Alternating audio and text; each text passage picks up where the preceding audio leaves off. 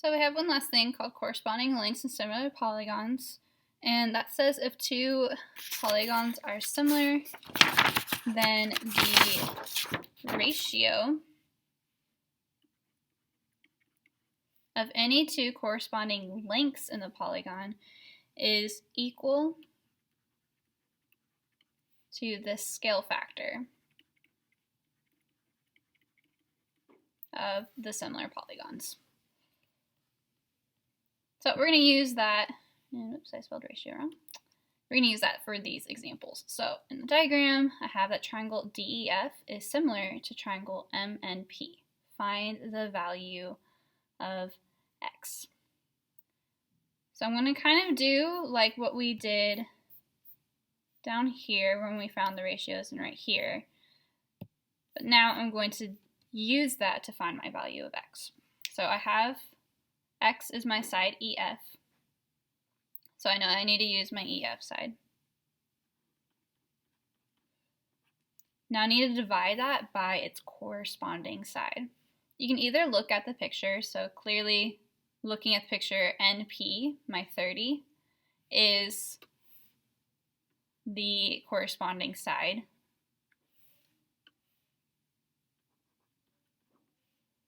But you can also look at the similarity statement it gives you. If you notice, EF are the second two letters, and NP are the second two letters. That means that those sides are corresponding.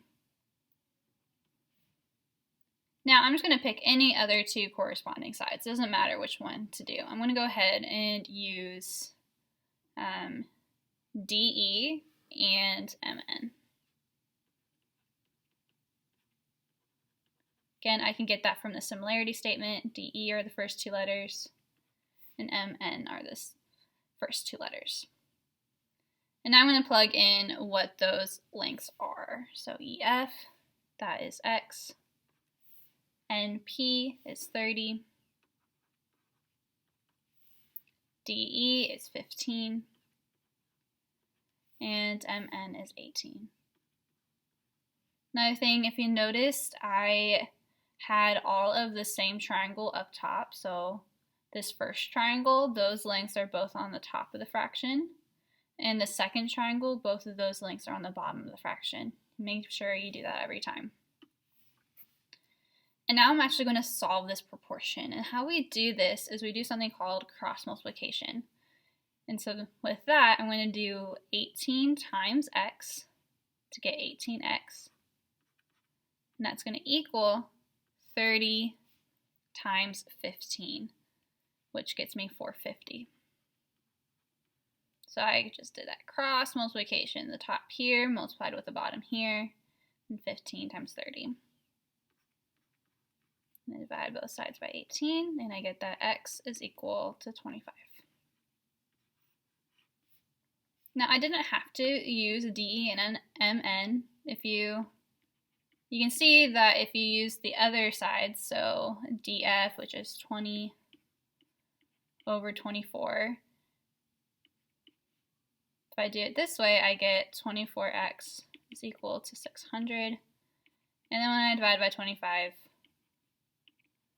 I still get the same answer. So it doesn't matter which sides you choose, because either way you'll still get the same thing.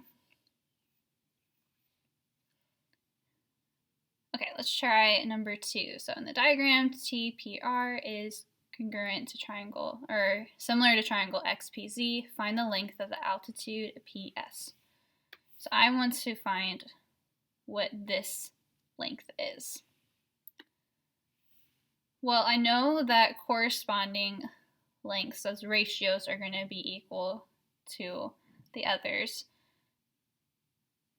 So I need to first find my scale factor, because I know that 20 over PS is going to equal to whatever my scale factor is. And so to do that, I need to actually find the scale factor from this triangle, So I'm going to do TR to XZ, because those are corresponding sides, to figure out what my scale factor is. So TR, that's broken up into two segments, so it's really 6 plus 6. XZ, 8 plus 8. So I get 12 over 16, which reduces to 3 over 4. So I got my K value. Well, I know that PS over PY then, those middle segments, that ratio is going to equal to my scale factor, 3 over 4. I don't know PS, but I know that PY is 20. And then now from here, I'm just going to go ahead and cross multiply. And so when I do that, 4 times PS, I get 4 PS. 3 times 20, I get 60. And I'll divide both sides by 4. I get that PS is equal to 15. Okay, go ahead and pause the video and try and do number 3 and 4 on your own. So for number 3, you should have gotten that x is equal to 8. And for number 4, you should have gotten that km is equal to 42. If you have any questions on any of these problems, please don't hesitate to reach out. But I hope you have a good rest of your day.